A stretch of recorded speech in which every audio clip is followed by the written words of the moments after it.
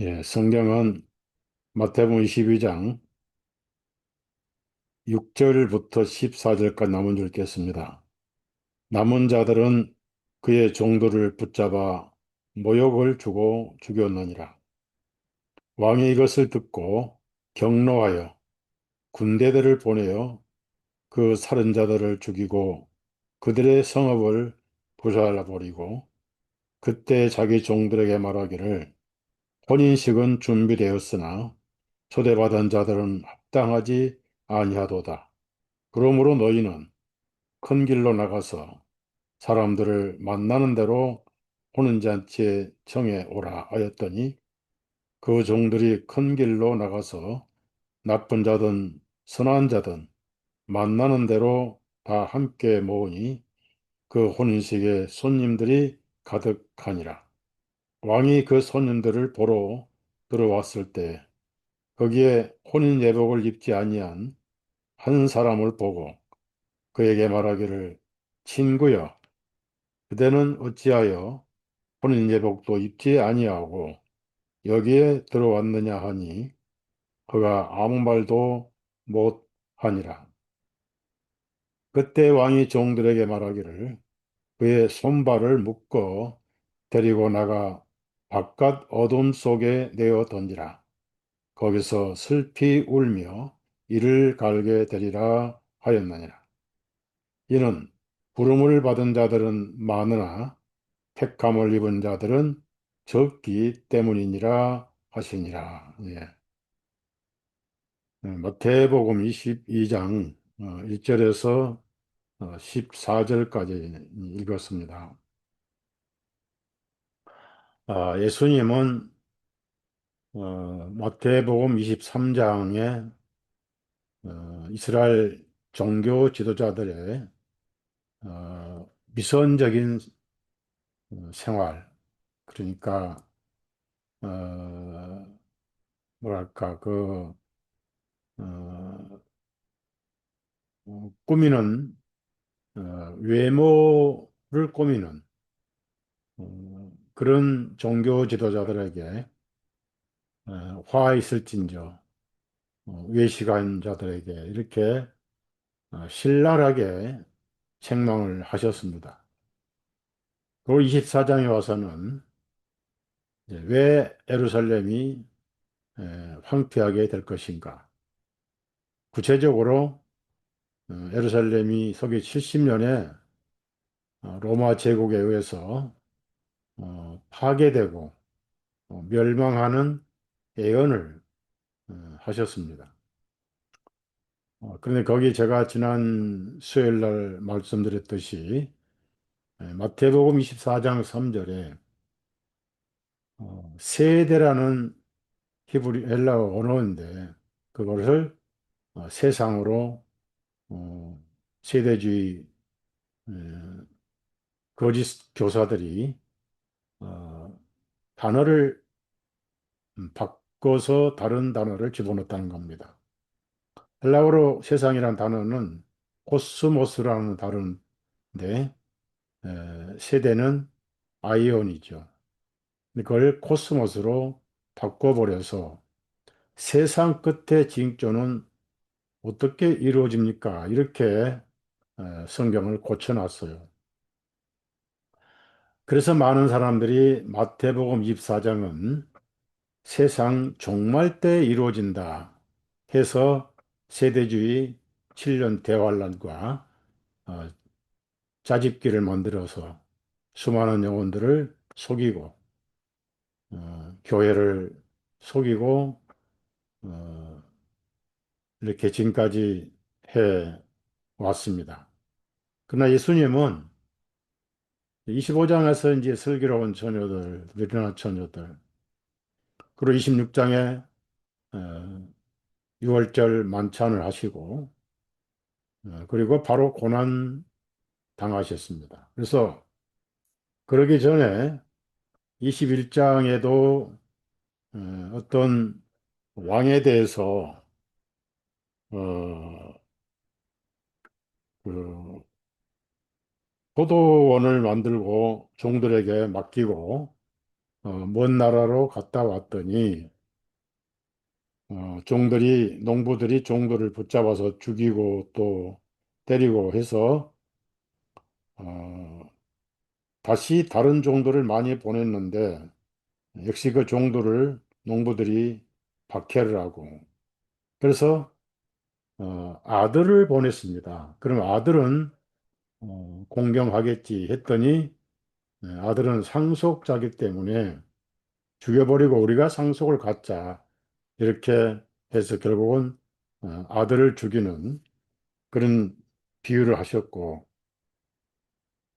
그래서 39절 보면은 그들이 아들을 붙잡아 포도원 밖으로 내쫓고 죽였느니라. 이거는 이제 구약의 이스라엘 민족들이 하나님께서 보내신 선지자들을 박해하고 살해하고 학대한 그런 말씀을 예언하셨고 아들은 예수님 자신을 말씀하시죠. 그래서 하나님께서 예수님으로 오셨더니 이스라엘 농부들 하나님 말씀 맡은 유대인 종교 지도자들이 예수님을 어, 나무에 달아 죽이라고 그렇게 했잖아요. 그래서 그 왕국을 뺏어가지고 열매를 맺는 민족에게 주겠다. 그래서 43절 보면은 그러므로 내가 너희에게 말하노니 하나님의 왕국을 너희로부터 빼앗아 그 왕국의 열매들을 가져올 민족에게 주시리라. 이렇게 해서 이스라엘은 버림받고 교회가 하나님의 왕국을 이어받는 그런 예언을 이렇게 하셨고 동일한 연장선에서 22장에도 마찬가지입니다. 그래서 1절에서 10절까지는 이제 선지자들 보내셔가지고 한 왕이 아들을 위해서 혼인잔치를 열었습니다. 물론 혼인잔치는 구원의 잔치죠. 그리고 예수님은 왕자고, 그래서 왕이 나오고 아들이 나오죠. 그런 신부는 나오지 않습니다만은 사실상 초대받은 손님들이 신부 겸 손님으로 이렇게 초대를 받았는데 많은 선지자들을 보냈지만은 이 구원의 왕국, 이 구원의 혼인잔치에 유대인들은 어, 오려고 하지를 않았어요. 그래서 다른 종들을 보내가지고 초대를 했더니 이런 핑계 저런 핑계를 많이 댔습니다. 에, 그 핑계가 뭐냐면은 초대를 가볍게 여겨 그랬습니다. 제 갈 길로 갔으니 예, 22장 5절이 그렇습니다. 어떤 이는 자기 농장으로 어떤 이는 장사하러 갔으며 이스라엘 사람들을 예수님이 하시는 말씀이에요. 음, 수고하고 무거운 짐을 진 자들아 다 내게로 오라. 내가 너희에게 쉼을 주리라. 구원받으라. 회개하라. 돌아오라. 이런 말씀을 하셨는데 이런 핑계 저런 핑계로 혼인잔치를 거절을 했습니다. 그 다음에 더 심하게는 6절을 보니까 거절하기에 넘어서 어떤 이는 남은 자들은 그의 종들을 붙잡아 모욕하고 죽였습니다. 모욕을 주고 죽였습니다. 스데반도 순교했고 야고보도 순교했고 나중에 12제자들 가룟유다만 빠지고 마띠아까지 전부 순교를 했죠. 사도 요한만 기름가마서에서 기적적으로 살아남아가지고 밤모섬에 귀양살이 가서 예수님이 주신 계시록을 받아 쓰고 나중에 에베소 교회에서 100세 넘게 사역하다가 주님 앞으로 간 사람이 사도 요한입니다. 그 다음에 이제 그 이스라엘 사람들이 그렇게 거절했어요. 예수님 당시에도 오히려 예수님을 죽이라 죽이라. 지금 이스라엘 역사를 그들의 신앙의 상태를 예수님이 비유로 예언하신 거예요.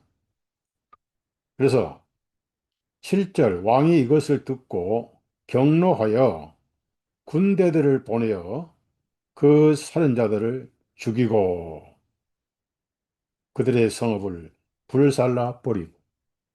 그러니까 21장에 포도원을 멸망시킨 내용과 비슷한 이스라엘의 멸망을 예언하셨어요. 보니까 경로하여 군대들을 보내요. 그렇습니다. 서기 70년 로마의 군대를 보내셨습니다. 그 예언은 다니엘 9장 27절에 예언돼 있고 또 그 전에도 예언돼 있어요. 한 왕의 백성이 예루살렘을 포위하고 공격하고 그 멸망은 홍수에 휩쓸려 간 것과 같을 것이다. 그래서 예수님은 그것을 마태복음에 말씀하시면서 다니엘의 말한 바 멸망에 가증한 것이 거룩한 곳에 선 것을 보거든 이렇게 인용을 하셨어요. 그래서 로마 군대를 보내가지고 4월 달이 6월절이잖아요. 그들은 6월절에 예수님을 나무에 달아 죽이라고 해서 어, 빌라도를 통해서 예수님 나무에 못 박혀 희생하셨지만 그래서 하나님의 인류를 구원하신 대속의 어, 죽으심이었죠. 그래서 그 살인자들을 죽이고 우리 서기 70년 예루살렘에 이스라엘 종교 지도자들, 백성들을 몰살시켰고 그들의 성읍을 불살라 버리고 예수님이 마태복음 24장에 하신 말씀처럼 황폐하여지리라. 예루살렘아 예루살렘아 암딸기 날개 아래 그 병아리를 모리한 같이 내가 너희를 모리한 적이 몇 번이냐. 그러나 너희가 거절하였느니라. 그리고 돌 하나도 돌이 남지 않고 다 무너뜨릴 것이다. 언제? 이 세대 안에 정확하게 서기 70년 그렇게 예루살렘이 이 예언대로 이제 이루어지고 중요한 말씀은 22장 8절입니다. 그때 저희 종들에게 자기 종들에게 말하기를 혼인식은 준비되었으나 참 아름다운 말씀이에요. 구원의 잔치는 준비되었으나 죄값도 갚아주시고 피도 다 흘리셨고 이제 죄와 상관없이 누구든지 예수님께 나오기만 하면은 영원한 생명을 선물로 받는 아무것도 한 것도 없고 할 수도 없고 그런 복음의 구원의 날이 시작이 됐는데 이제 이스라엘 초대받은 사람들은 다 멸망을 해버렸어요. 그래서 8절 보면은 자기 종들에게 말하기를 혼인식은 준비되었으나 이제 손님만 오면 돼요. 손님들은 할 게 아무것도 없어요. 초대받았던 자들은 합당치 아니하도다. 과거에 선지자들을 통해서 이스라엘 민족들이라든지 예수님이 3년 반 전도를 하셨지만 또 서기 70년 전까지 야고보는 야고보서로 유대인들에게 전도를 했고 바울 사도는 히브리인들에게 전도를 했잖아요. 베드로가 전도할 때 3천 명 구원받고 5천 명 구원받고 그 다음부터는 예수님 전도 못하게 입을 막고 방해하고 감옥에 가두고 때리고 박해하고 그러다가 하나님의 애절한 초청을 스데반을 통해서 이스라엘 민족들에게 오라고 오라고 초대하였지만은 그 반응은 어떻습니까? 잔인하게 돌로 쳐서 순교를 당하게 했죠. 이것이 당시 유대인들의 하나님께 대한 신앙 태도였습니다. 그래서 이제 예수님은 이제 그들은 멸망으로 끝내버렸고 정확하게 서기 70년 비참하게 마태복음 24장이라든지 누가복음 17장, 21장 또 마가복음 그 모든 멸망의 예언이 다 서기 70년에 이루어졌어요. 어, 제가 참 좋은 사랑하는 아끼는 책이 하나 있는데 이 책이 뭐냐면은 어, 마태복음 24장 그러니까 완성된 성취된 마태복음 24장이라는 책입니다. 이게 참 구하기 어려운 책인데 그 소책자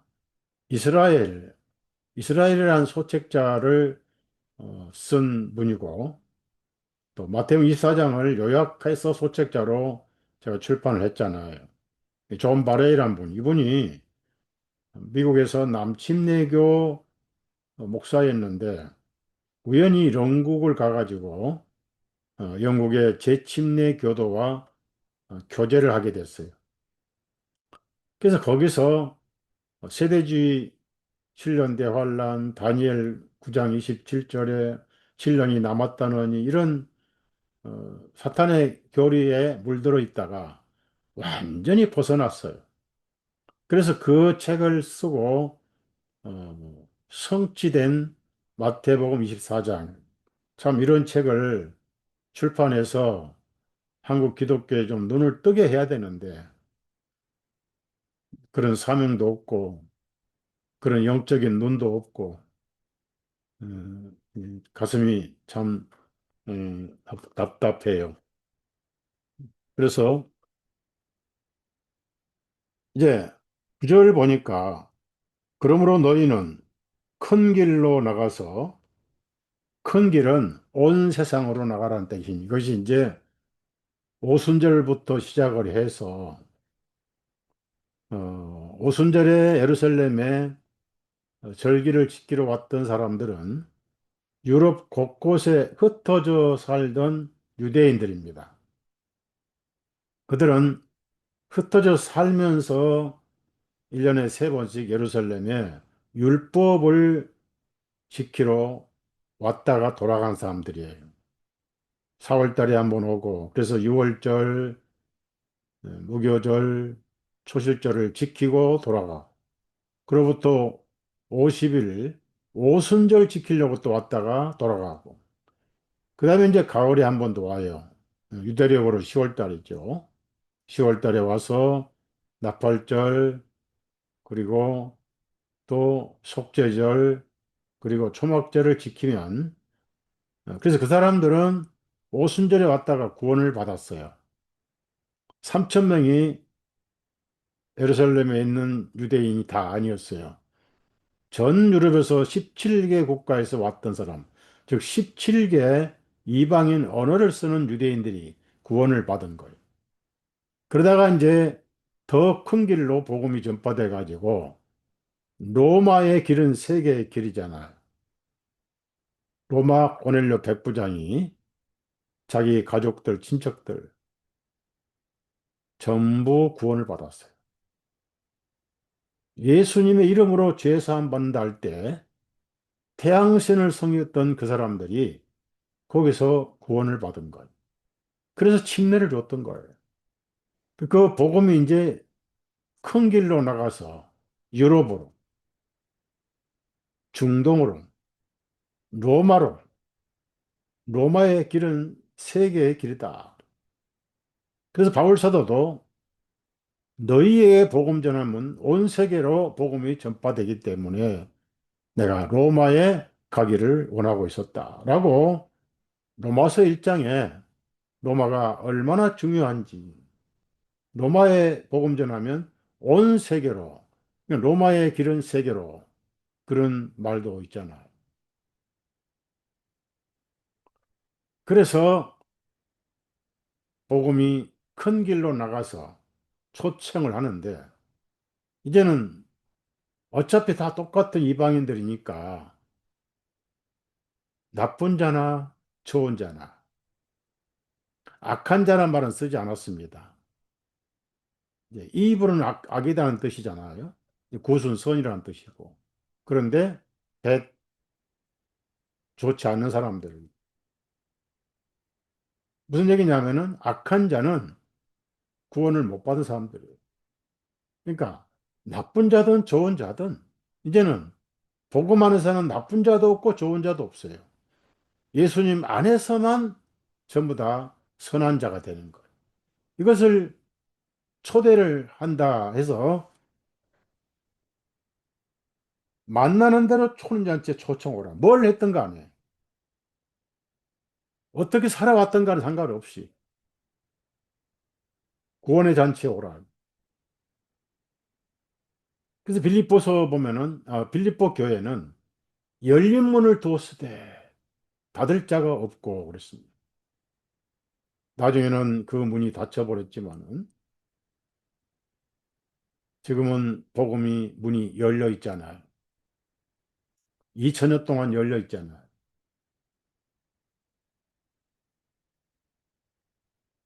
고린도후서 6장에 지금은 구원의 날이고 받아주시는 해라. 이 받아주시는 해, 은혜의 날 그 뜻이 희년이란 뜻입니다.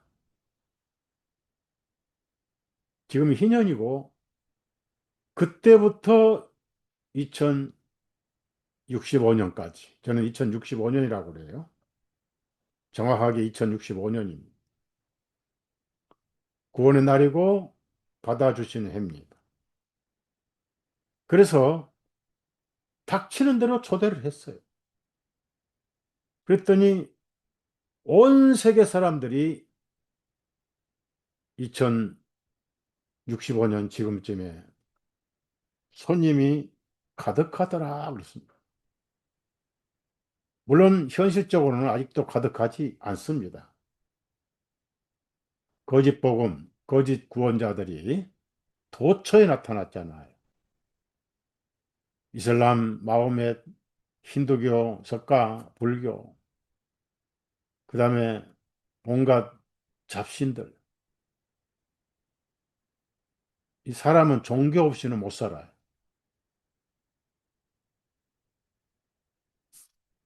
모든 미개의 섬에서도 종교는 다 가지고 있어요. 그런데 여기서 이제 이스라엘 역사는 끝나고 예수님이 이제 앞으로의 내용을 간단하게 말씀하셨어요. 그 초대받은 사람들은 큰 길에서 데려온 사람들이 나쁘든 좋든 안 따져요. 뭘 하고 살았든 안 따집니다. 어차피 죄는 종결된 것이 복음이니까. 그 사람이 가득했는데 여러분 여기서 배워야 할 것은 결혼식은 아들이 했는데 왕이 초대를 했습니다. 그리고 왕이 얼마나 손님들이 왔는가를 확인하러 왔다지. 여기 보니까 그래서 11절부터 14절 말씀은 단락이 다르잖아.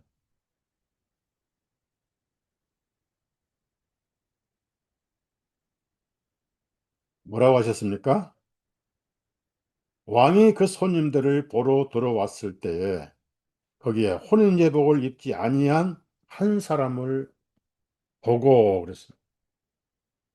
자, 왕이 초대받은 손님들을 보러 왔다는 것은 예수님의 재림을 의미합니다. 여러분, 제가 강조하지만, 트럼프든 누구든 간에 이스라엘과 중동과 7년간 잠정적으로 평화조약을 체결하면 세대주의 사람들은 그 사람을 적그리스도라고 거대 선전을 할 겁니다. 근데 이스라엘은 신약 성경을 믿지 않기 때문에 이스라엘은 다니엘 9장 27절이 한 7절에 한일에 7년이 남은 것도 믿질 않아요. 그 사람들은 그런 걸 믿질 않고 이스라엘 사람들은 가짜지만은 역사 그대로 믿어요. 남아있다고 안 믿어요. 근데 그 메시아가 누구냐? 그 메시아가 예수님이란 걸 안 믿어요. 그 다음에 휴거가 일어나야 되는데 세대주의는 그 조약을 보기 전에 나팔 소리가 난다고 그래요. 그래서 먼저 휴거가 있고 적그리스도를 이제 나타날 것이다. 그런데 데살로니가 후서 2장에는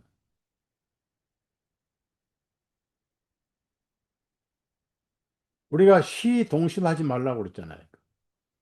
먼저 배도하는 일이 있고 멸망의 아들이 나타나기 전에는 공중에로 올라가는 일이 이르지 아니하나니 그랬습니다.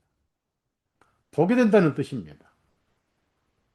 우리 보고 있잖아요. 그가 누군지 적그리스도 교황 조직이라고. 그 다음에 또 하나 이 가짜 교리 가짜 예언이기 때문에 나팔소리 날 때 위조 휴거를 지금 블루빔 프로젝트라고 있어요. 블루빔 프로젝트. 공중에 위성으로 요즘에 그 AI 뭐 다 하고 있잖아요. 위성으로 예수님을 온 세계에 보여요. 홀로그램으로.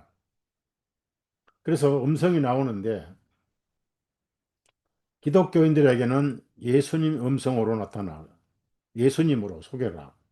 불교인들은 석가모니로 소개야.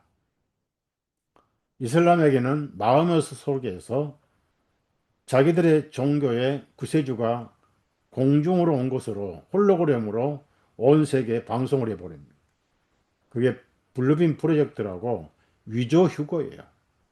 그런데 많은 기독교인들이 세대주의 기독교인들은 휴거가 있어야 되니까 인공위성을 가지고 납치해서 우주 쓰레기로 버린다고 제가 그랬잖아요.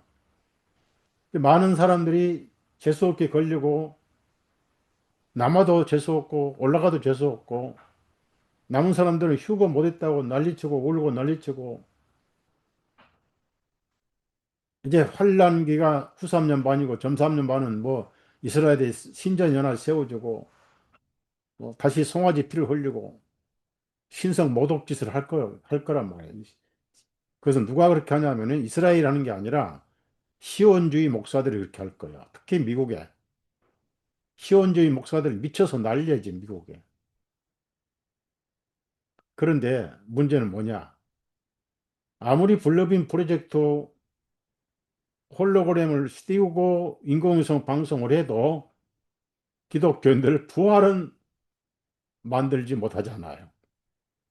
묘지가 터지고 예수님이 예루살렘에 시행하셨을 때 바위가 터지고 묘실이 열려서 3일 동안 열려 있다가 예수님의 부활 후에 그들이 묘실에서 나왔어요. 예수님보다 먼저 나오면 순서가 안 맞죠. 첫 부활이 예수님이니까. 첫 열매가 예수님이라고 고린도전서 15장에 나와 있잖아요. 아무리 세대주의 과학자들이 연구를 하고 홀로그램이라고 거짓 재림을 만들고 영상을 퍼뜨리고 하더라도 그리스도인들 부활 뿐입니까?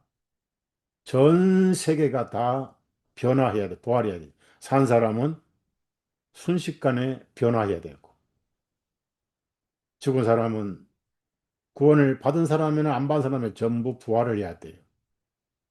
부활이 한 번이고 동시입니다. 생명의 부활로, 심판으로 부활로, 심판의 부활로. 절대 7년 전에 생명의 부활이 있고 7년 후에 심판의 부활이 있는 떨어진 그런 부활은 없어요. 모두가 다 부활해버려요. 그러니까 그걸 준비한 홀로그램 만든 사람들도 심판의 부활로 부활을 합니다. 그런 일이 그 세대주의에는 일어날 수가 없다는 거예요. 언제 일어날지는 하나님만 아셔요. 내가 도적같이 오리니. 그러니까 우리가 이미 영으로 부활을 했기 때문에 부활하신 예수님 안에 있으니까 우리는 산자예요. 육신만 부활하면 되는 거예요, 이제.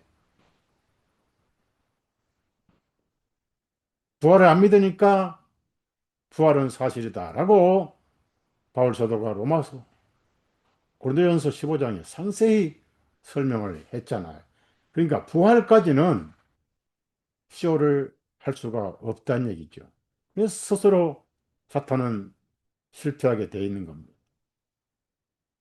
그래서 왕이 나타난다 그 말은 하나님 마음에 합당할 만한 숫자가 차면은 하늘로 가는 그리스도인들, 심판, 백보자 심판으로 가는 불신자들 둘밖에 없어 심판 때는. 거기는 그리스도의 심판 때가 아닙니다. 백보자 심판 때예요. 책에 기록된 대로 심판을 받고 지옥으로 바로 떨어져 버려. 영육이. 우리는 심사대가 하나 남았어요. 무슨 심사냐? 모든 신앙생활이 성령님에 의해서 옳게 해왔는가? 그리스도의 심사대입니다. 로마서 고린도전서 5장, 고린도서 5장 10절에 그리스도의 심사석이에요. 하나님의 심판 때는 죄를 위한 심판 때고 그리스도의 심사석은 상급을 위한 심사석입니다. 죄는 없어요. 골고다에서 죄는 종결됐어요. 뭐가 죄냐? 믿지 않는 게 바로 죄입니다. 그때 이제 왕이 심판하러 와서 보니까 웬걸 나쁜 자든 좋은 자든 가득 찼어요. 은혜는 가득 찼습니다. 계시록에 보면은 7장인가요? 셀 수 없는 무리가 흰 옷 입고 기다리고 있어요.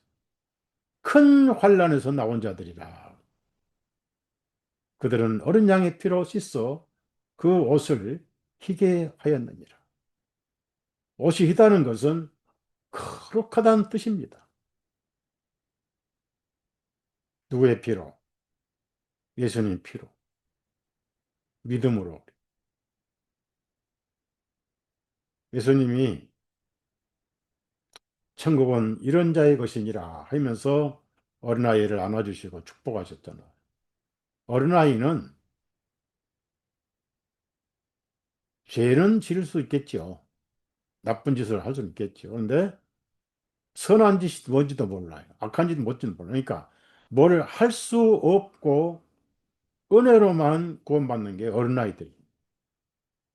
너희가 이 어린아이 같이 회개하고 회심하지 아니하면 어린아이처럼 단순하게 되지 아니하면 구원을 못 받는다. 이렇게 말씀하셨어요. 여러분이 전도할 때 실수를 하지 마세요. 예수 믿으세요. 구원을 받으세요. 이거 좋습니다. 예수님 없이 죽으면 지옥입니다. 이건 꼭 해야 돼요. 욕을 먹든 상대방의 비판을 받든 전도했다고 돌멩이로 맞든 해야 됩니다. 그런데 회개는 예수님께 돌아오는 게 회개라고 제가 마음의 방향을 바꾸는 것이다. 하나님을 등진 마음에서 하나님 거로 향하는 마음이라고 왜 회개라고 수없이 말씀드렸고 지금도 이제 그런 내용으로 지금 밴드에다 올리고 있고 조금씩 조금씩 내용이 깊어질 거예요. 그리고 이 큰 구원에도 그 파트를 이제 다루게 됩니다.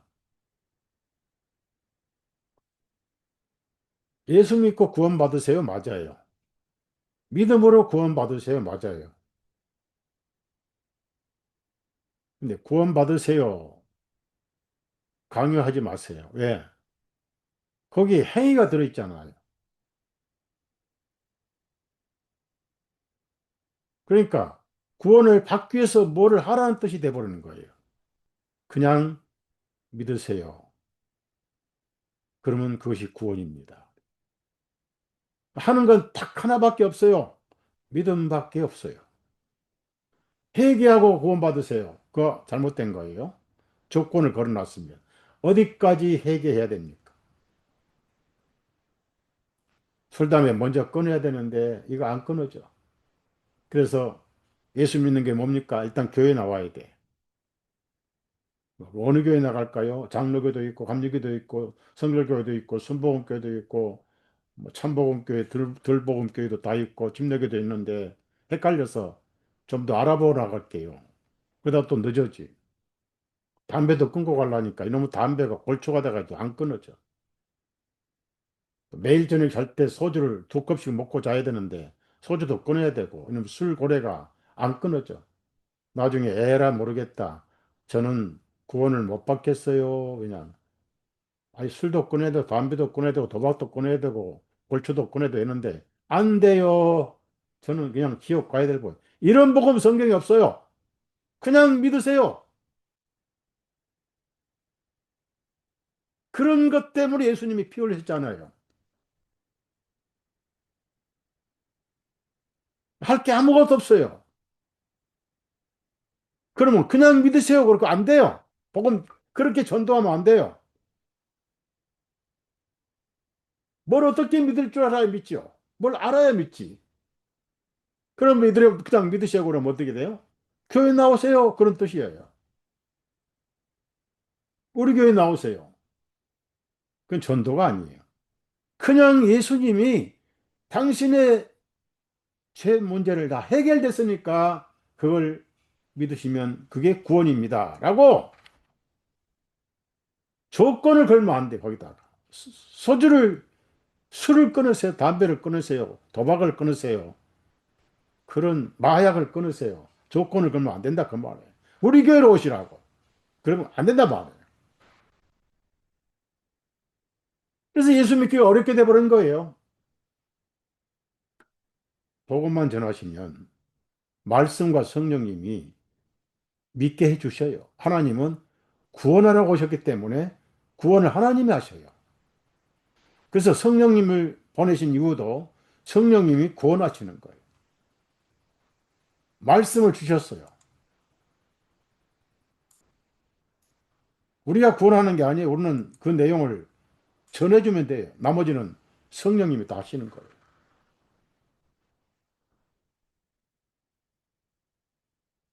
바울 사도가 신라하고 같이 감방에 있어서 손목, 발목 다 쇠사슬에 붙들려가지고 그들은 복음 때문에 받는 고난을 잘게 여겼습니다. 찬송을 불렀어요. 간수가 기절초풍할 뻔했어요. 아니, 저 사람들은 채찍으로 때려서 등허리 피투성이가 됐는데도 노래를 하고 우리를 왜 기도하고 있네? 다른 죄수들은 욕짓거리를 하고 난리인데 기도를 하고 찬송을 하고 있다는 거지. 이런 일은 처음 봤다. 그래서 천국이 있는지 지옥이 있는지 그건 둘째치고 예수님만 믿으면 저렇게 사람이 변하는구나. 나도 저런 사람이 되고 싶다 싶어서 선생님들이야. 내가 반드시 무엇을 하여야 구원을 얻으리까? 왜? 갑자기 지진 나가지고 사슬이 다 풀려버리고 창문도 다 부서져 버리고 열려버리고 불은 꺼지고 햇불도 다 꺼져 버리고 캄캄해져 버려요. 그래서 놀래가지고 자살을 하려고 칼을 빼니까 바울 사도가 잠깐 우리 다 여기 있다. 걱정하지 말고 칼을 거둬라. 선생들이요. 내가 무엇을 반드시 해야만이 구원을 받을까? 이게 인간의 생각입니다. 무엇을 반드시 해야 됩니까가 오늘까지 사람들의 생각이었어요. 왜? 전도를 잘못했거든요. 술 끊고 와라. 담배 끊고 와라. 뭘 회개하고 와라. 조건을 걸어버렸어요. 예수님 안 걸었는데.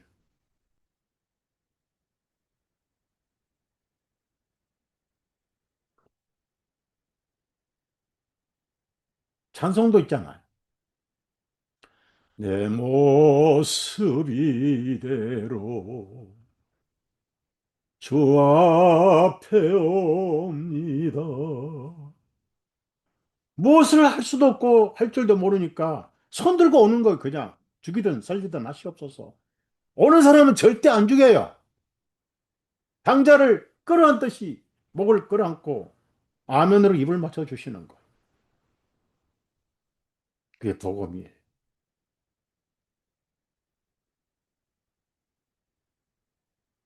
그래서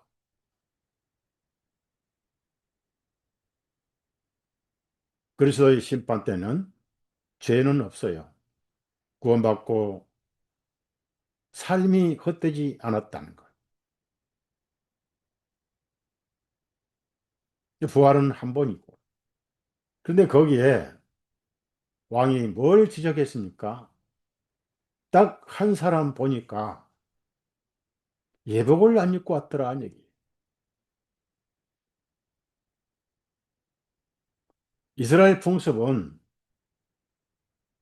우리나라도 모든 조직에는 유니폼 있잖아, 유니폼.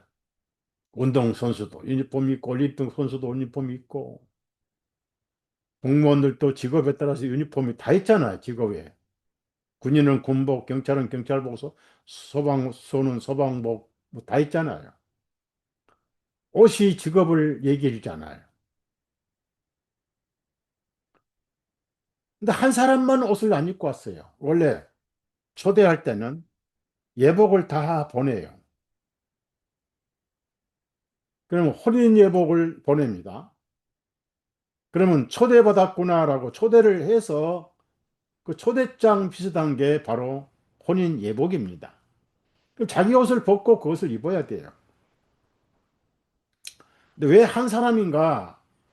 이 비유적으로 예수님은 가룟 유다를 염두에 두신 거예요.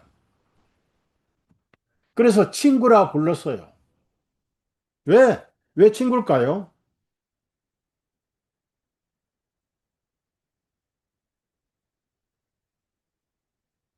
죄인이 없기 때문에. 그 사람은 믿음이 없지. 믿음이 없으니까 죄가 있는 거고. 믿음에 따라서 믿음이 있으면은 죄 없는 의인이고, 믿음이 없으면은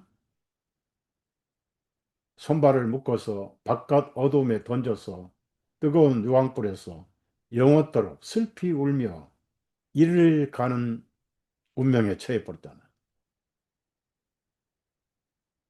그 옷을 안 입고 왔는데 옷이 없어서 안 입고 왔습니다. 늦게 아직 못 받았습니다. 이건 핑계입니다, 핑계. 여러분, 밤에 옥상에서 서울 시내를 내려다보세요. 사방에 십자가의 네온사인이 어둠을 밝히고 있잖아요. 유난히도 대한민국은 십자가 네온사인이 많습니다. 사람들은 그걸 보고 뭘 믿어요? 아, 예수님이 십자가에 돌아가셔서 피 흘리셨다. 희생양이시다. 그래, 예수 믿으면 천당 간다. 이건 다 알고 있어요. 근데 안 믿어.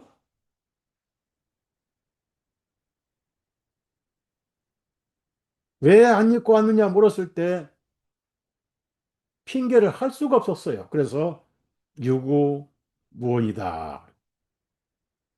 이것은 간증이 없다는 겁니다. 간증이. 모든 그리스도인들은 간증이 있어요. 자기 안에 증거가 있고 체험이 중요하겠지만은 증거는 예수님이잖아. 예수님과 일대일로 인격적으로 만난 사실이 있어야 됩니다. 그래서 초대한 예복을 안 입고 왔다 그 말인 거예요.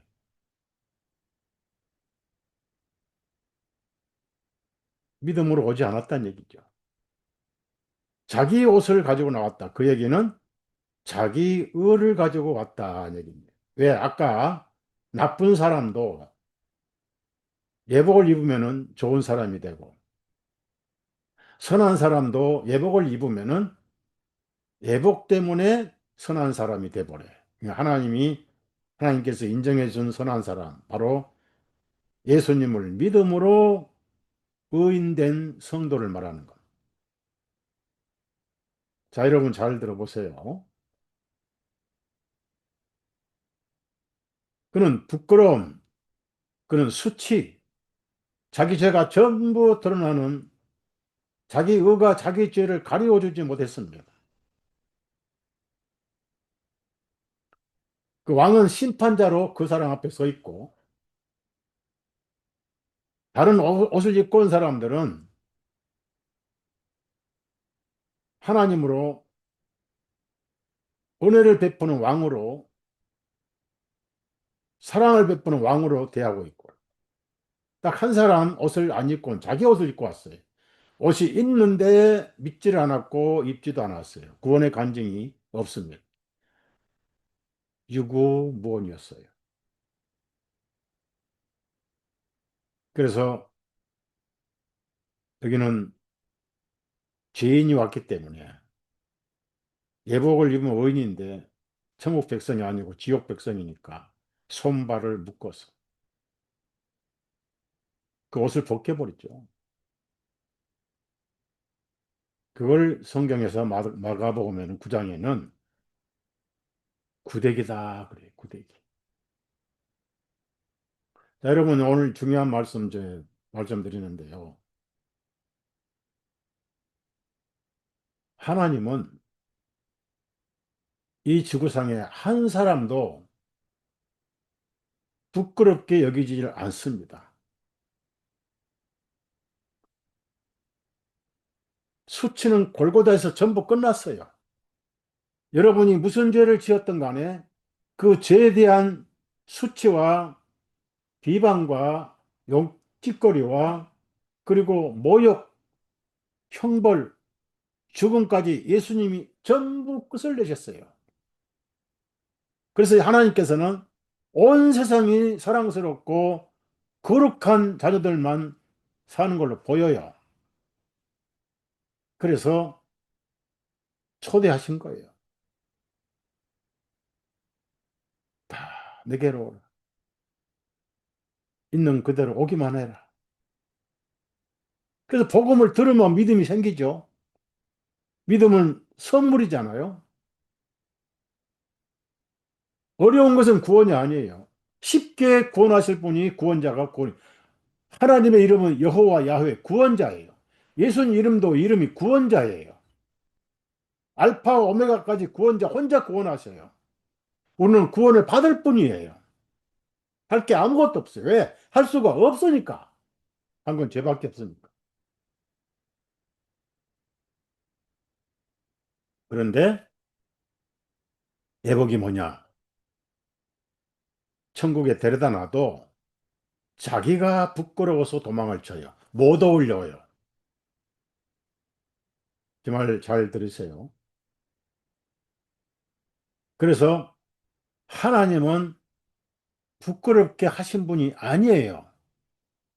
예수님이 골고다에서 다 담당하셨어요. 수모를 개의치 아니하시고 히브리서 12장 2절인 그 말씀입니다. 모든 걸 다 담당하셨어요. 부끄러움, 수치, 모욕. 그래서 어떤 영혼도 하나님은 부끄러움을 주지 않으셔요. 그런데 개역성경 번역을 참 잘못했습니다. 하나님께서 부끄러움을 주시는 걸로 이렇게 번역을 해놨어요. 한 예로 로마서 9장 찾아보세요. 로마서 9장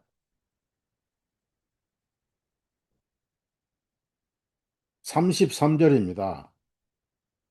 기록된 바 보라 내가 걸림돌과 실족하게 하는 반석을 시온에 두노니 누구든지 그를 믿는 자는 부끄러워하지 아니하리라 함과 같으니라. 부끄러움을 당하지 아니하리라. 이거 오역인 거예요. 하나님은 누구도 부끄러움을 주는 분이 아닙니다. 대신 사랑과 은혜만 주시는 분이라니까요. 내가 악하니까 하나님도 속이 좁고 악한 분으로 생각하는 거예요. 내가 누가 미워서 괘씸하니까 하나님도 괘씸한 놈으로 생각하는 거예요. 예수님이 괘씸한 놈 욕 다 들으셨고, 예수님이 미움받을 때 하나님 입 다무셨고, 나의 아버지, 나의 아버지, 어찌하여 너를 버리시나요? 하나님 가슴 아프지만은 입 다무셨어요. 귀를 막으셨어요. 그래서 부끄러움 당하는 게 잘못됐고, 부끄러워하게 하신 분이 아니라 그 말이에요. 왜? 죄 문제가 해결되는데, 왜 부끄럽게 하십니까? 끌어안고 안아주고 칭찬하신 분이지. 그걸 오역을 했어요. 그래서 우리 성경은 부끄러워하지 아니하리라. 왜 부끄러워하지 않습니까? 예복을 입었잖아요. 예?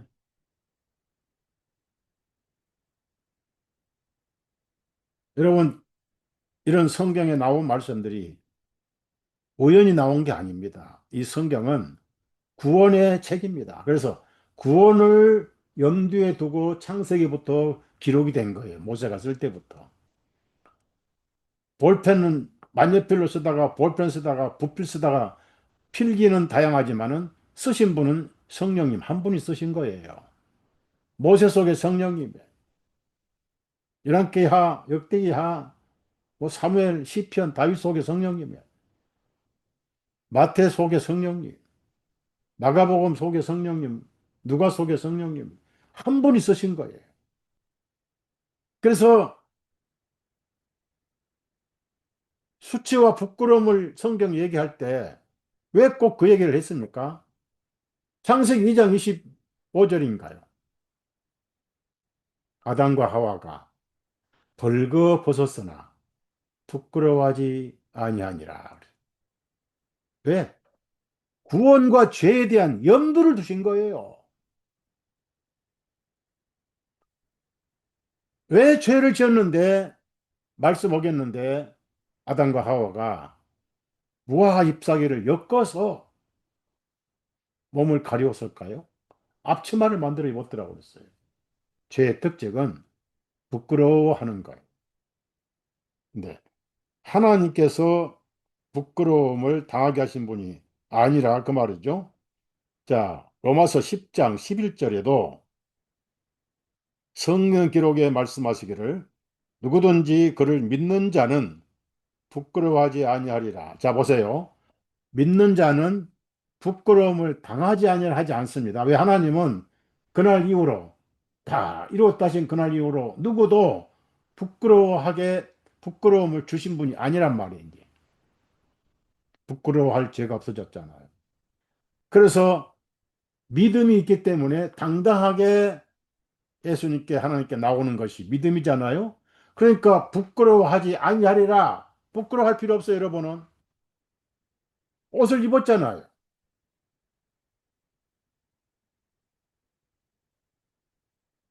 그래서 그 부끄러움과 수치를 가리워 주시는 구원의 옷이 이사야 61장에 나와 있고 의의 겉옷이고 의의 옷이고 예? 그냥 쓴 게 아니에요. 여기서 왜 예복을 안 입고 왔느냐 말씀은 신구약 전부 연관돼요. 최초 인간이 만든 것은 스스로 자기 죄를 가리우려고 종교를 만들어 있잖아요. 하나님 눈에는 아무리 무화과 잎사귀 입어도 죄가 다 보여버려요. 죄인과 하나님은 동거할 수가 없어요. 그래서 부끄러워 아니하지 않고 부끄러워하면서 잎사귀가 나를 가려주지 못하구나. 이사야 64장, 69장 있는 말씀들이잖아요. 그 짠 것으로는 옷을 이룰 수 없고 그 행위로는 자기를 가려울 수 없고 그 숲을 속 숨어버렸잖아요. 그러다가 하나님께서 앞으로 온 인류에 부끄러움이 없어진 구원의 옷을 입혀주실 계획을 세우신 것이 아담 가족에게 에덴 동산에 양을 잡아서 양을 죽여서 피를 흘렸습니다. 그림자의 피를 흘렸어요. 하나님 자신의 피였어요. 가죽을 벗겼어요. 손질에 말려가지고 아담과 하와의 옷을, 코트를 만들어 주셨어요. 그래서 최초의 예수님의 희생, 하나님의 희생은 창세기 3장 21절에 나오잖아요. 피를 흘린 옷이잖아요. 그 옷을 입을 때마다 하나님 앞에 부끄러움을 당하지 않았습니다. 부끄러워하지 않았습니다. 그러니까 내가 부끄러워하지 않았습니다. 왜? 믿음이 있으니까. 그 믿음이 없는 사람은 벌벌 떨 거예요. 여러분 마음속에 예수님이 계시기 때문에 부끄러워하지 마세요.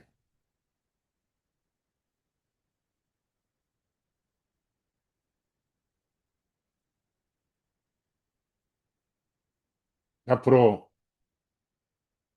히브리서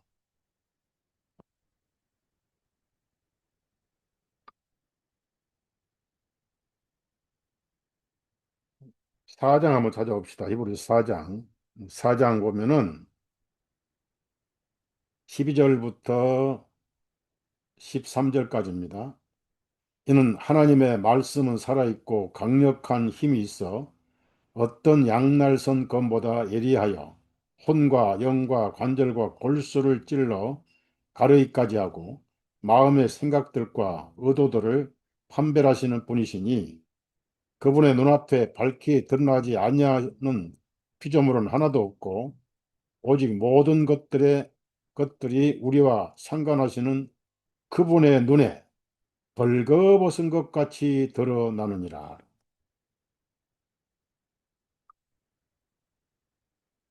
하나님 앞에 모든 것은 다 드러나요.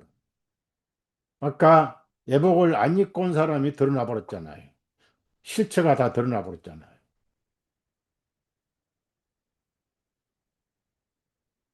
예수님을 입고 오지 않은 사람이 예수님이 예복입니다. 구원에 오시잖아요. 가죽 코트잖아요. 흰 예복이잖아요. 그걸 자기 잘난 자기 옷을 입고 왔던 거예요. 그 종교에 오시고 행위에 오시고 현대판 아담의 무화과 잎사귀를 입고 왔던 거예요. 그래서 계시록에도 그런 말씀 나오잖아요. 네? 계시록 3장에 보면은 음, 이런 말씀이 있어요.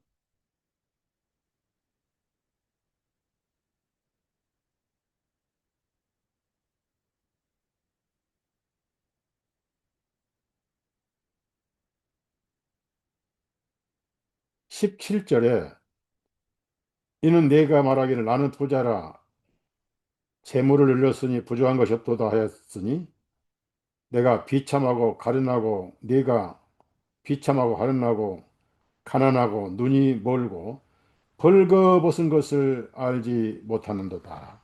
종교의 눈이 어두워서 자기가 죄의 수치를 벌거벗고 있는 것을 깨닫지 못하는 거예요.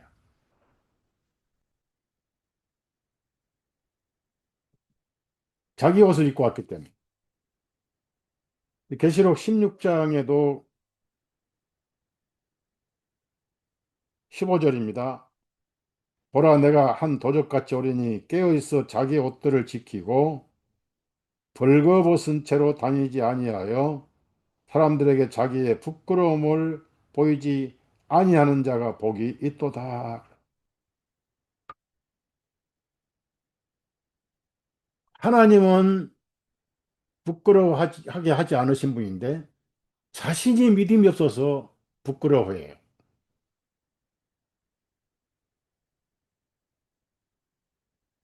그래서 결국은 죄인이기 때문에 손발을 묶어서 바깥 어두움 속에 던져버렸. 슬피 울며 이를 갈미으리라. 그러니까 우리는 언제 옷을 입었느냐? 여러분, 갓난 아이가 1년이 되면 돌되잖아요.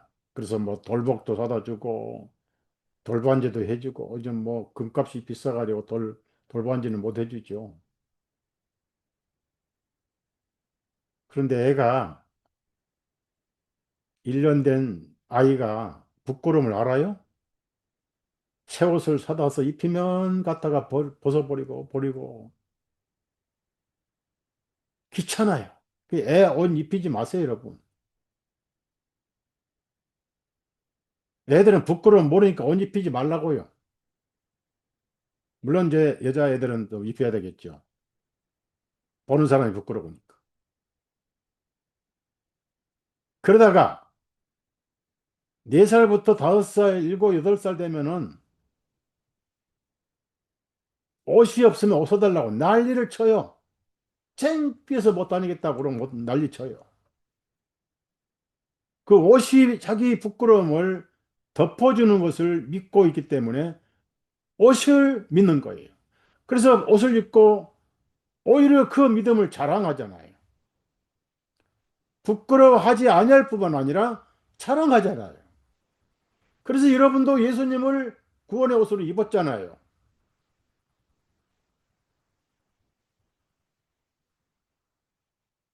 갈라디아 5장에 예수님은 구원의 옷이다.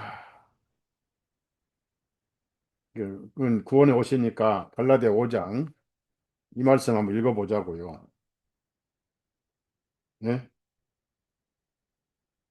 27절에 26절부터 읽어봅시다. 이는 너희가 그리스도 예수님을 믿음으로 다 하나님의 자녀가 되었기 때문이요. 이는 너희 많은 이들 곧 그리스도 안으로 침례를 받은 자는 다 그리스도로 옷 입었기 때문이니라. 그래서 옷과 죄, 부끄러움, 수치, 창세기부터 아담과 하와가 벌거벗으나 부끄러워하지 아니하니라. 하다가 무화과 잎사귀 나오고 하다가 가죽 코트가 나왔잖아요. 영원히 부끄러워할 필요가 없는. 그래서 성경에는 부끄러움 당하는 게 아니라 부끄러워하지 않아요. 왜?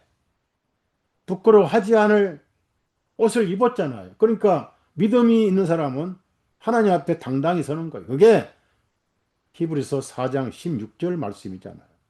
은혜의 보좌 앞에 당대하게 나갈지니라.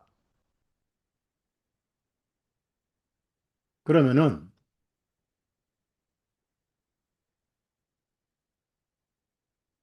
어디가 어떻게 해서 부끄러운가?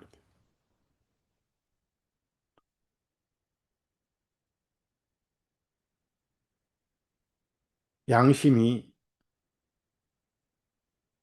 쉬지 못하면 안 돼요.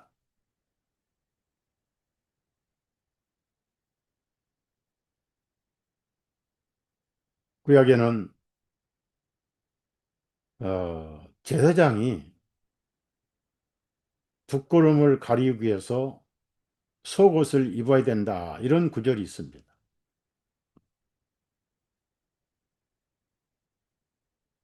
출애굽기 예,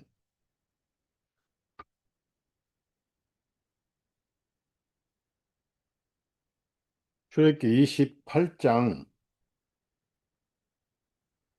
42절에 너는 그들에게 내 배 속옷을 만들어 그들의 벌거벗음을 가리게 할지니 그 옷은 허리에서 양 넓적다리까지 이르게 할지니라. 자, 제장이 속옷을 입어야 되고 넓적다리까지 가려야 된다 그랬습니다. 그 다음에 또 20장에는 이런 말씀도 있어요. 26절에 또한 너는 계단으로 내 재단에 올라오지 말지니 이것은 내 벌거벗은 것이 그 위에서 드러나지 아니하게 함이니라. 자, 무조건하고 수치와 부끄러움과 벌거벗은 것이 하나님께 보이면 안 되니까 예복을 만들어서 입고 성전에 들어와서 섬기게 하셨어요. 물론 이 예복은 예수님을 의미합니다. 그러면은 어디가 수치를 느끼고 부끄러움을 느낄까요?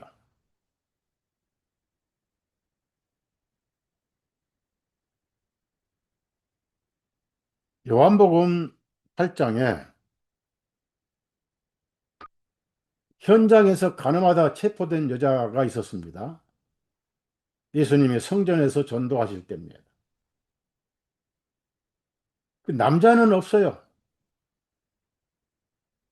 여자 혼자만 끌려왔어요. 끌려온 주체는 바리새인 율법주의자들이었습니다. 그래서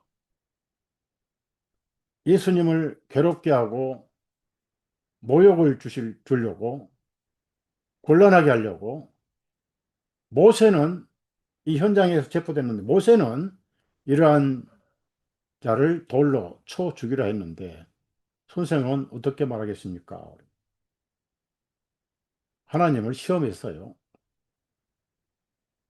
그래서 예수님 땅에다 글씨를 쭉 쓰시고 계셨습니다. 그랬더니 또 재촉을 했어요.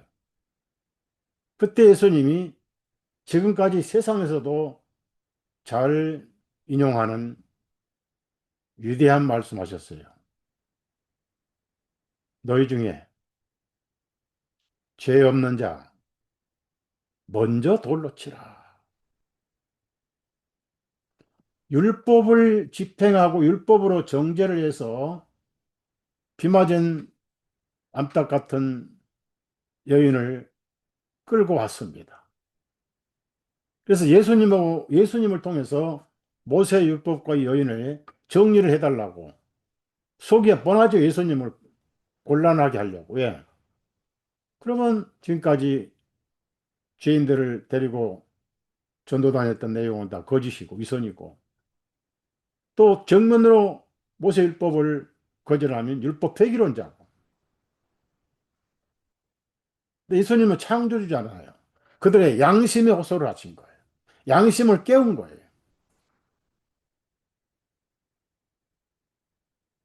모든 부끄러움은 양심에 다 있습니다. 그래서 죄 없는 자가 먼저 돌로 치라고 그러니까 그 말씀이 양심에 탁 박혔어요. 그 양심이 찔렸습니다. 남의 양심이 아니라 자기 양심이 자신을 찔렀어요. 거기 있으면 계속 찔러요. 그래서 그 찌르는 빛을 피해서 어둠 속으로 하나씩 하나씩 피해서 가버렸어요. 누가 가라는 소리 안 했어요. 가고 하다가 어느 날 지옥으로 가는 거예요. 예수님이 보내시지 않았습니다. 그들이 갔어요. 자기 양심에 찔려서 쫓겨서 예수님 피하면 거기서부터 지옥이 시작됩니다. 근데 여자는 보세요. 무엇이 진정한 율법이냐? 사람은 자기 양심의 정죄를 받지 않으면 절대 순복하지 않습니다. 양심이란 헬라의 이 수네이데시스라는 단어인데 그 뜻은 뭔지 아세요? 누구랑 같이 한다는 뜻이에요. 누구랑 같이 알아요? 누구랑 알겠어요? 양심은 하나님의 도청장치예요. 몰래카메라예요. 특이한 기능이 양심입니다.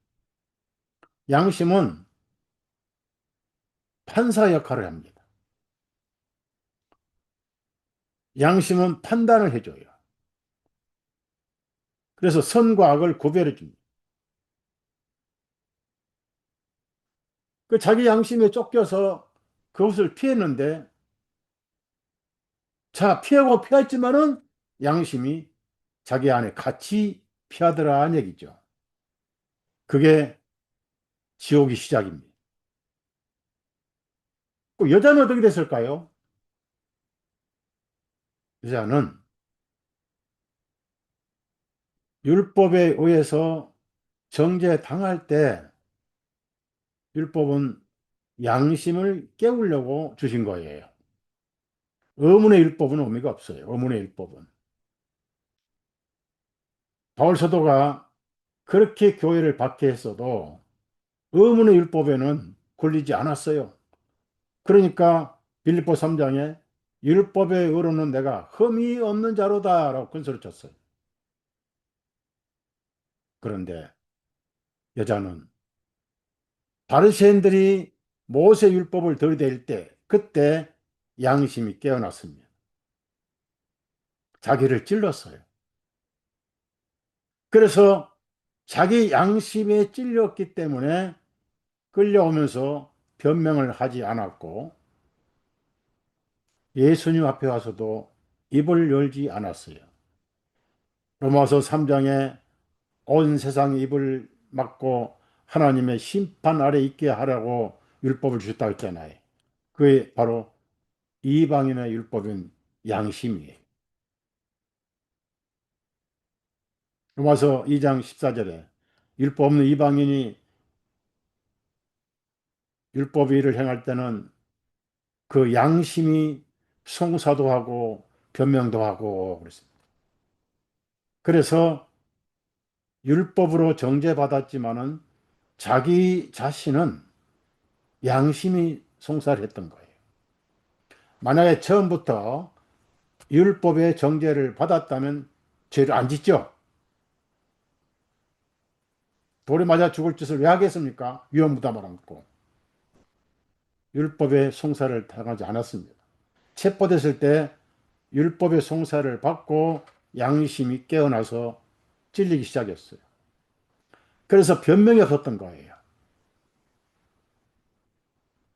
모든 인생은 하나님 앞에 입 다물게 됩니다.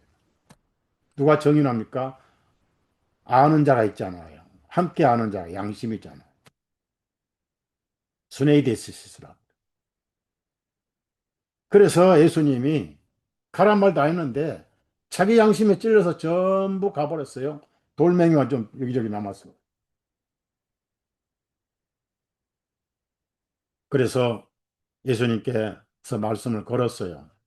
여자여, 너를 정죄한 자가 없느냐? 뭐 보니까 없죠. 너를 고소하는 자가 없느냐? 간신히 없나이다. 그러나 자기 양심은 자기 자신을 정죄하고 있었던 거예요. 그럼 어떻습니까? 자살은 못하지만은 자기가 자신을 정죄를 해야 됩니다. 자기 양심 자기를 정죄했어요.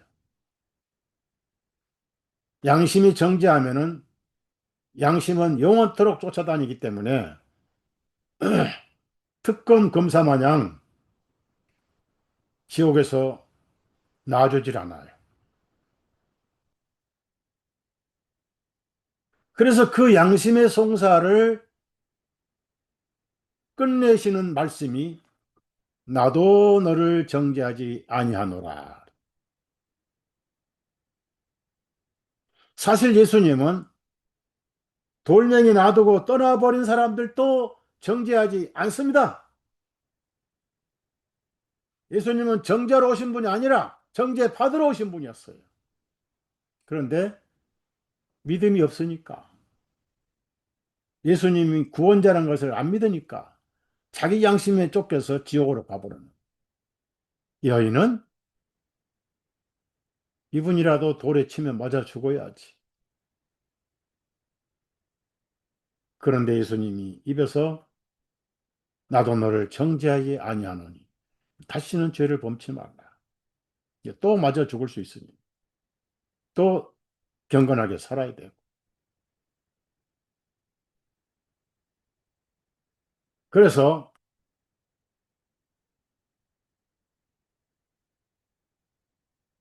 그 양심이 쉬는 것이 부끄러움 수치로부터 해방을 받는 거예요. 더 이상 양심이 정죄하지 않는 것은 예수님의 피밖에 없습니다.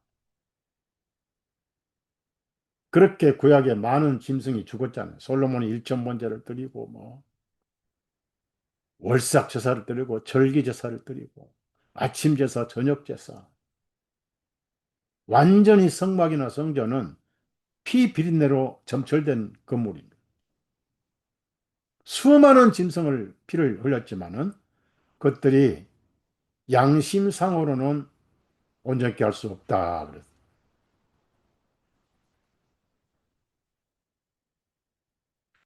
히브리서 9장 9절이잖아요. 그 예수님이 죄값을 담당하셨어요. 예수님이 모든 수치 부끄러움을 다 담당하셨어요. 그래서 벌거보셨어요. 공개적으로. 그리고 그 귀한 보혈을 흘리셔서 유언을 이루셨잖아요. 자, 히브리서 10장, 9장 14절을, 13절, 아니, 12절부터 14절을 읽겠습니다. 염소들과 송아지들의 피로 아니하고 오직 자신의 피로 단 한 번에 거룩한 처소 안으로 들어가시어 우리를 위하여 영원한 구속을 이루셨느니라. 이는 만일 황소들과 염소들의 피와 암송아지들의 죄를 부정한 자들에게 뿌려 그 육체를 정결하게 하여 거룩하게 하거든 하물며 더욱더 영원하신 성령님을 통하여 자신을 흠없이 하나님께 드리신 그리스도의 피가 그 피가 어찌 죽은 행위들로부터 너의 양심을 정결하게 하여 살아계신 하나님을 섬기게 하지 못하겠느냐. 그래서 구원이 뭡니까? 양심의 해방이 구원이에요.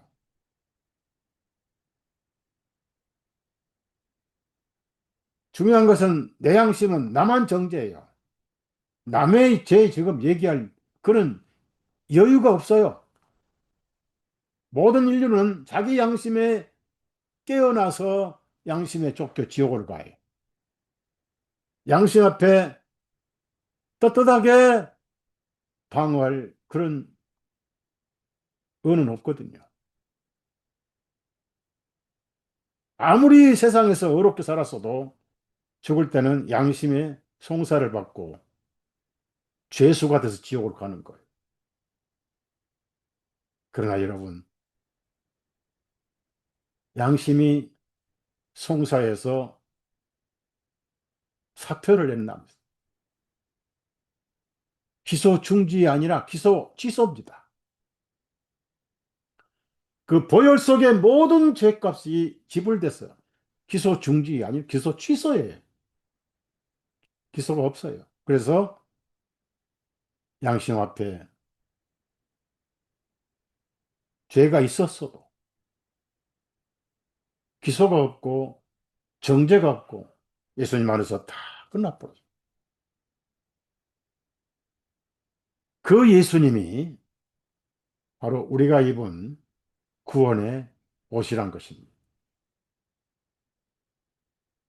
그럼 다 의의 옷을 입었으니까 차별이 없잖아요. 그래서 천국에는 의인들만 있는 것이잖아요. 교회가 그런 분들이 모인 게 교회잖아요.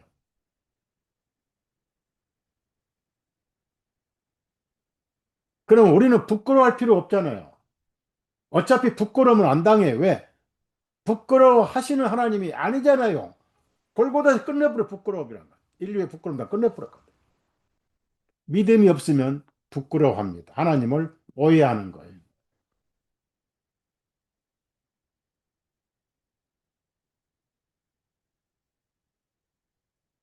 그래서 여러분은 예수님이 양심을 쉬게 하는 구원의 옷이란 거. 그 제가 오늘 말씀드린 이유는 세상이 굉장히 불안합니다. 유럽의 세계정부주의자들 지속적으로 핵전쟁을 지금 끌고 가고 있어요. 이스라엘은 이스라엘대로 또 이란과 전쟁을 준비하고 있습니다. 북한은 엊그제 어제 저녁인가 왜 저녁인가 열병식을 했잖아요. 워싱턴 뉴욕까지 가는 화성 20이라는 최신형 탄도탄을 선보였잖아요. 세상은 전쟁 준비로 지금 난리예요. 언제 핵가닥 갈지 모릅니다. 전쟁합니다. 그러고 하지 않습니다.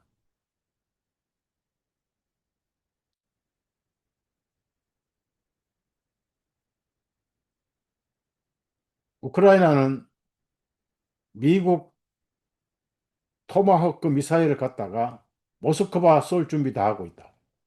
모스크바는 오리시나라고 하는 새로운 미사일로 극초음속 미사일로 핵폭탄급 미사일로 대응을 할 것이고 대한민국 우리나라도 언론에 모 언론 방송 얘기했잖아요.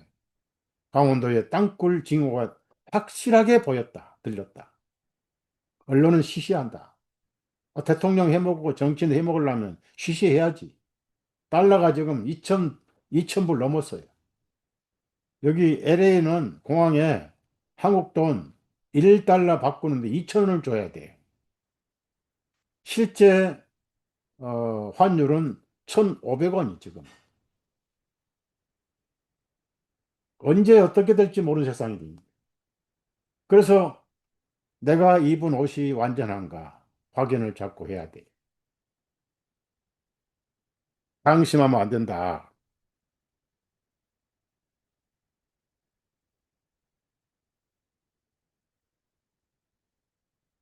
방심을 하면은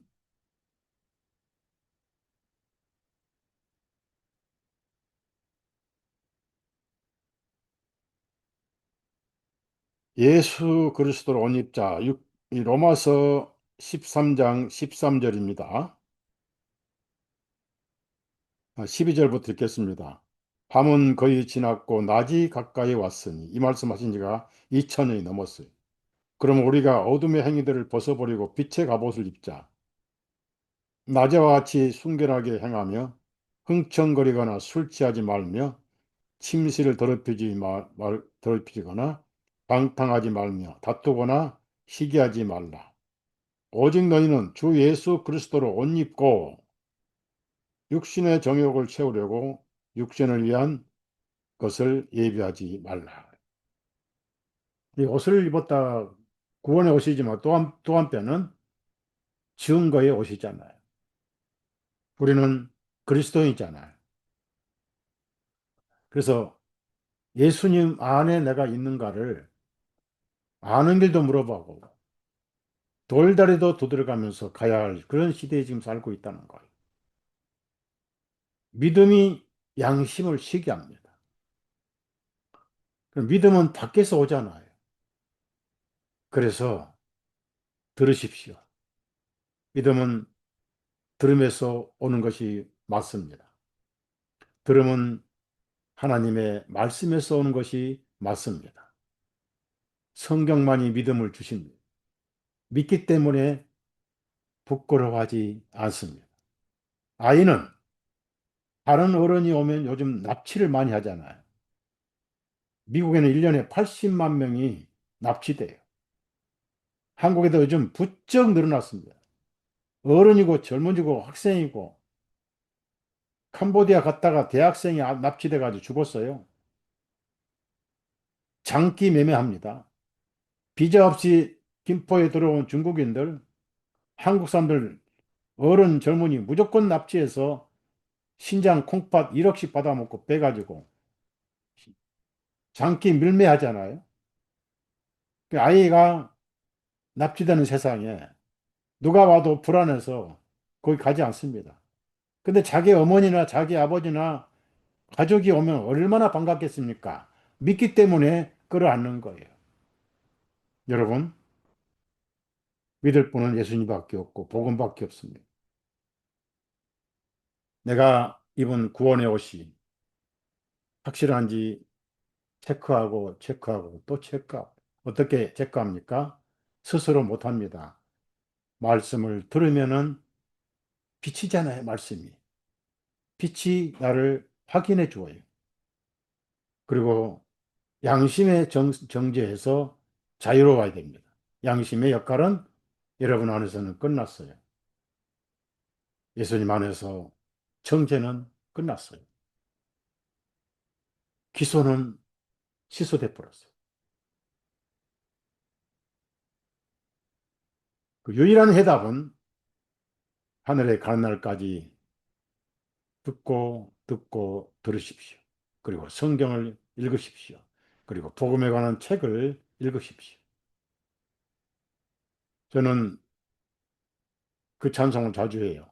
옥중에 매인 몸이나 양심은 자유었네.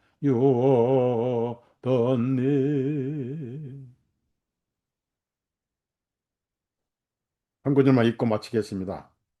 넘어서 8장을 찾아봅시다. 너무 좋은 말씀이죠. 34절부터 39절까지 읽습니다. 누가 정죄하리요? 양심도 정죄하지 않습니다. 죽으신 분은 그리스도시요. 참으로 다시 일어나신 분도 그리스도시니 그분께서는 하나님의 오른편에 계시며 또한 우리를 위해서 중보하시느니라. 누가 우리를 그리스도의 사랑에서 떼어 놓으리요? 환난이나 공경이나 박해나 기근이나 헐벗음이나 위험이나 칼이겠느냐? 기록된 바 참으로 우리가 주님을 위하여 동일토록 죽임을 당하며 도살당할 양같이 여김을 받나이다 함과 같으니라. 그러나 아니라 우리는 이 모든 일에 우리를 사랑하신 그분을 통하여 정복자들보다 더욱 나은 자들이로다. 이는 내가 확신하노니 사망이나 생명이나 천사들이나 또 정사들이나 권세들이나 현재 있는 것들이나 장차 올 것들이나 높음이나 깊음이나 어떤 다른 피조물이라도 그리스도 예수님 우리 주님 안에 있는 하나님의 사랑에서 우리를 능히 떼어낼 수 없으리라 그랬어요. 결론 내립니다. 우리는 부끄러워하지 않습니다. 부끄러움 당하지 않는 것은 왜? 하나님은 부끄러움 주신 분이 아니에요. 끝났어요. 그러면 왜 부끄러워하느냐? 믿음이 없기 때문에. 그래서 우리는 부끄러워하지 않는다고 그랬습니다. 그런 말씀이 성경에 엄청 많아요. 당당하게 하늘나라 소유권을 주장하십시오. 그래서 여러분 자신을 의심해서 이기게 하는 것은 믿음밖에 없습니다. 397장 믿음이 이기네 한 구절만 하고 마치겠습니다. 믿음이 이기네. 제가 참 좋아하는 찬송입니다.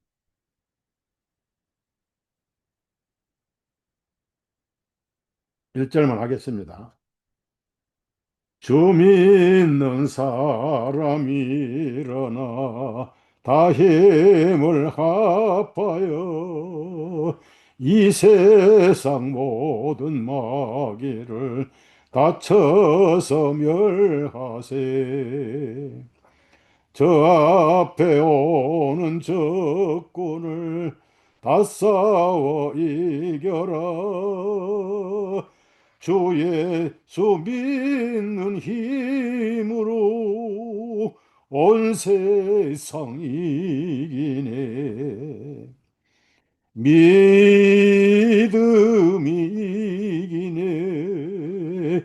믿음이 이기네.